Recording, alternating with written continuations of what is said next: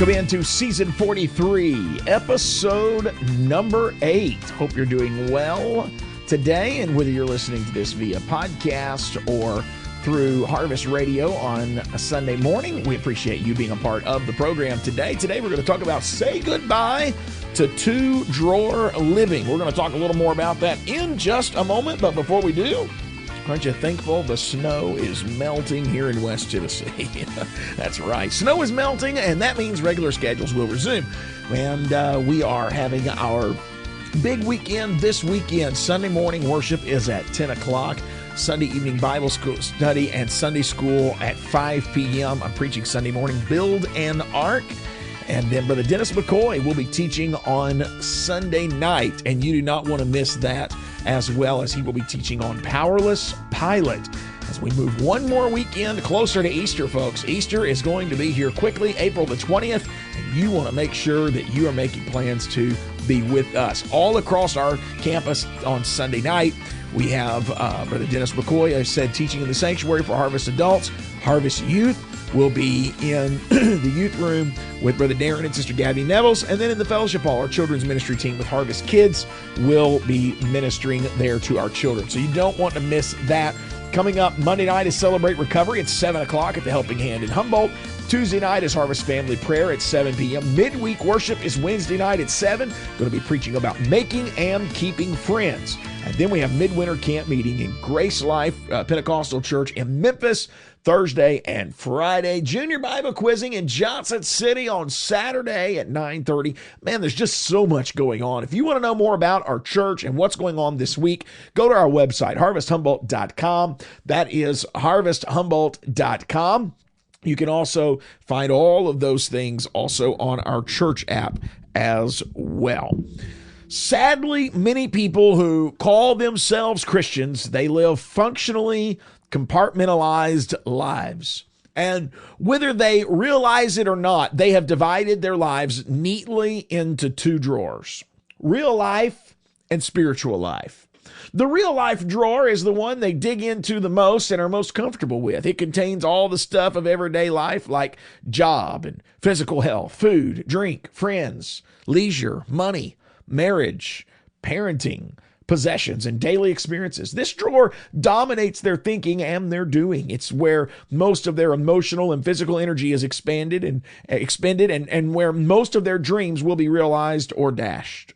The big joys they feel and the big sorrows that crush them are usually felt because of what goes on here. And this is where they envision the good life for themselves and their children. They often have little functional consciousness of anything other than the mundane stuff that real life throws their way. Yes, they believe in the Lord Jesus Christ. They believe in his forgiveness and the eternity that is to come, but those beliefs don't have a radical impact on the way that they think about themselves and life in general.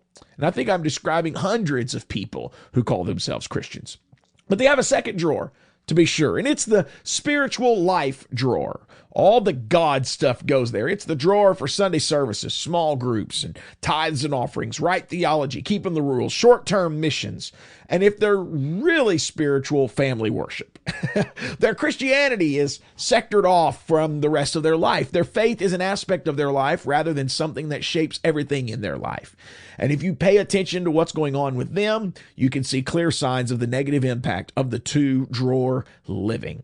And we're going to consider those symptoms after we take a look at why Isaiah 40 was written and then preserved for us. Ask yourself on any given day what most influences the way that I think about myself and my life. Isaiah 40 was written to comfort hurting, suffering, and besieged people, but you need to understand the nature of that comfort. This passage should not be relegated to a list of helpful passages for a person needing comfort, along with maxims like God is sovereign and this too will pass. Isaiah 40 is not meant to be an abstract theological salve on the wounds of hurting people. The reach of Isaiah 40 is meant to be much wider and broader than that. Isaiah 40 is meant to speak into the life of every single child of God. And here's what you need to understand. Isaiah 40 is not comfort literature. It's worldview literature. These words only provide comfort because of the radical, amazing, awe-inspiring worldview that they put forth. And when you begin to understand, believe, and live in the light of the awesome glory that Isaiah 40 reveals, you have reason to be comforted no matter what you happen to be facing at the moment. There are two things that Isaiah 40 comforts or confronts. It first confronts any view of the world that doesn't place a God of infinite grandeur in the middle of it. You simply cannot properly understand anything unless you look at it through the lens of the awesome glory that Isaiah sticks in your face. Not only does God exist, and not only is he active, and not only is he in control, but he is also so glorious that it is almost impossible to find words or illustrations that are big enough to capture his majesty. And I'm afraid that a whole lot of functional atheism exists in the Church of the Lord Jesus Christ. I'm afraid that we often live as if there is no God and it's all on us. We tend to worry too much. We tend to control too much. We tend to demand too much. We tend to regret too much. We run away often too many times. We run away after too many of God replacements in our lives. We do all these things because we're so quickly. It's so quickly for us to easily forget God's presence and his glory. Isaiah won't let you forget. He arouses your memory with grand and expansive word pictures. He works to reintroduce you to a God that you may have forgotten. I can't tell you how many times in talking with people that I've heard people who seem to have a rather well-developed theology recount their stories, but then they omit God from their stories altogether. And they are discomforted because they have brought a fundamentally unbiblical worldview to the uncomfortable things that they are facing. And it explains a lot of the distress and the confusion and the despair that people are experiencing today. But Isaiah 40 addresses a second thing. It addresses the massive number of Christian people who remember God, but the God they remember is small, distant, disconnected, uncaring, and seemingly unwise. In a way, they are suffering not just because of the size of the things they are facing, but also because of the smallness of the God they are trusting. Many people have talked to me about God in the middle of their difficulties, and after listening to them, I have been struck that if I believed in the God they described, I would run to him. I wouldn't run to him for help either, and I'd be in panic as well. You know, this is where Isaiah 40 helps us. It addresses an age-old misconception that you can measure the size and the nearness of God by assessing your circumstances around you.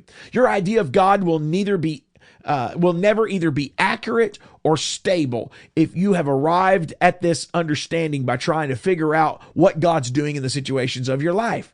And this is the mistake that Moses made at the burning bush, as well as the Israelites as they faced the nations on the other side of the Jordan River, and the army of Israel as they faced Goliath and the Philistines, and Gideon as he was called to defeat the Midianites, and the disciples as they hid in fear after the death of Jesus Christ. Between the already and the not yet, if you look around, it will seem that the bad guys are winning and that God must lack the power or will to do anything about it.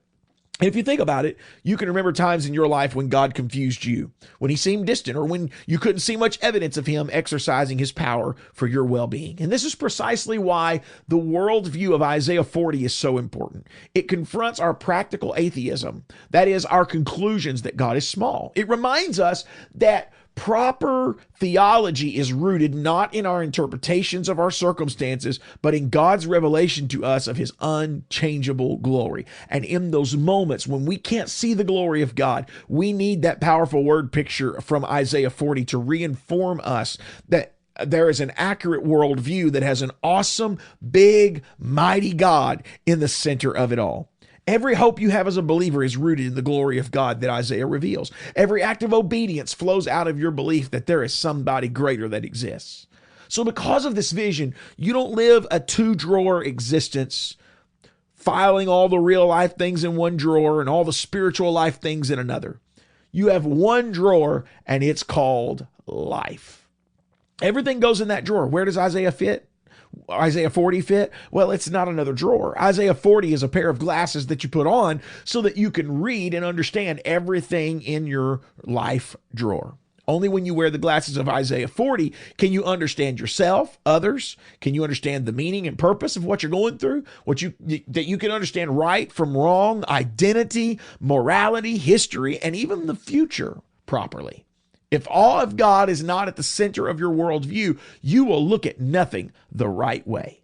So let's talk about the signs of two-drawer living. This has been a very convicting lesson for me to put together, as I have been preparing. I've been going through one of the most spiritually stressful and discouraging periods of my ministry life.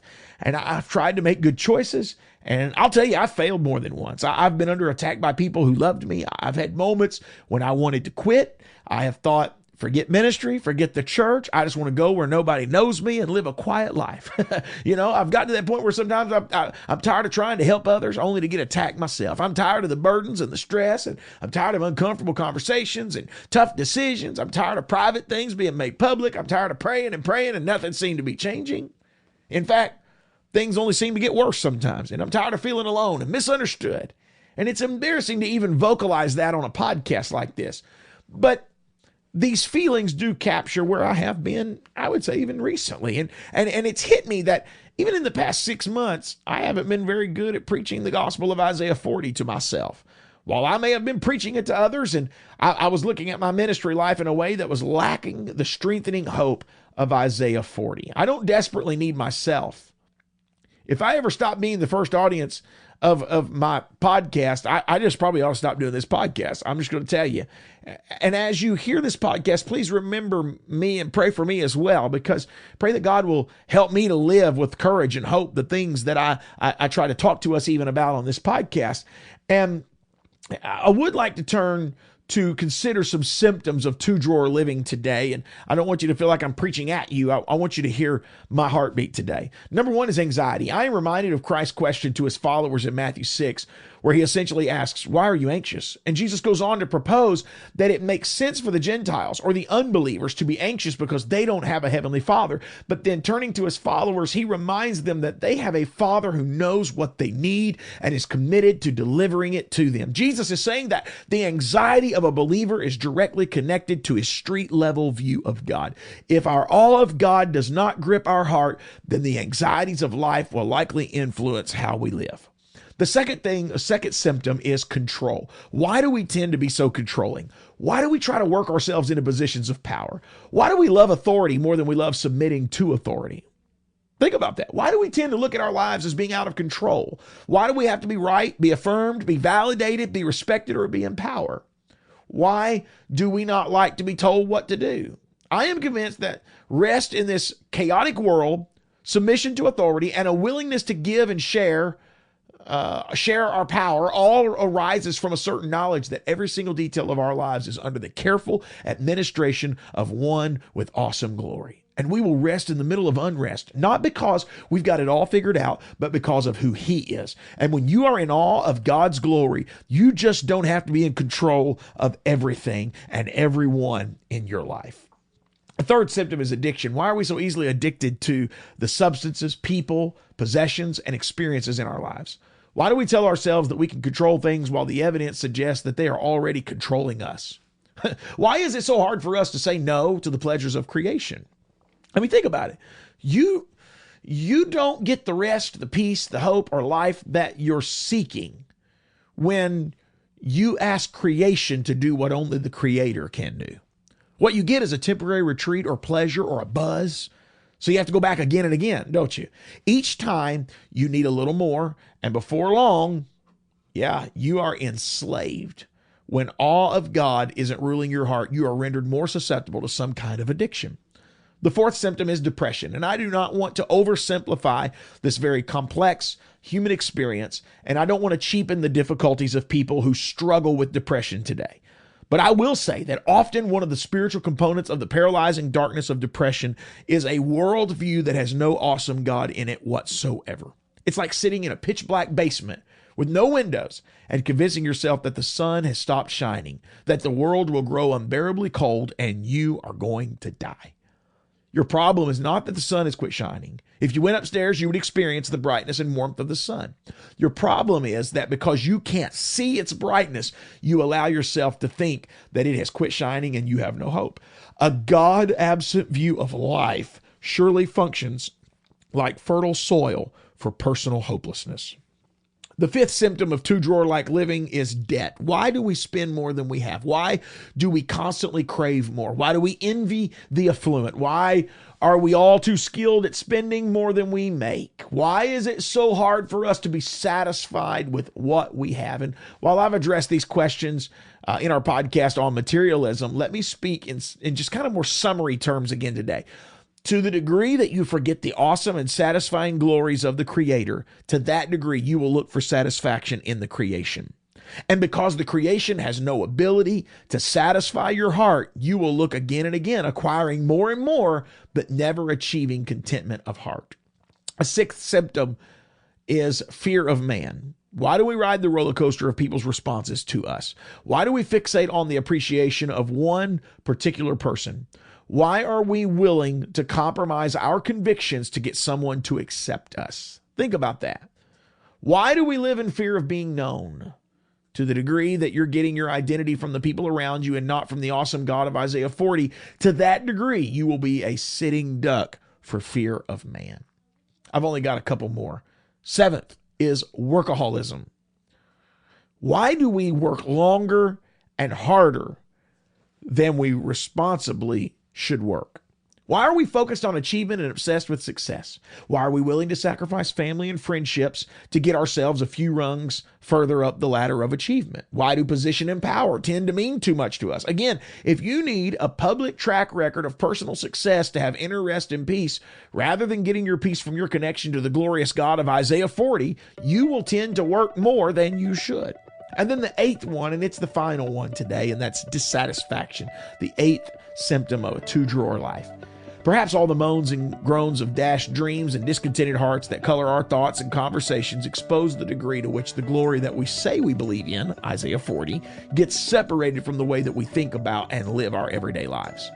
Maybe we're dissatisfied, not just because people are unpredictable and life is hard. Perhaps we're experiencing two-drawer dissatisfaction. Perhaps the strengthening rest that is depicted at the end of Isaiah 40 has eluded us because the awesome God of Isaiah 40 is not in our thoughts and at the center of the way that we make sense of our life, our worldview. So I want to encourage you today, pray right now that God would grace you with the desire and the strength to get yourself up out of that dark basement and into the comfort and encouraging light of His existence, of His glory, and believe you can fly again.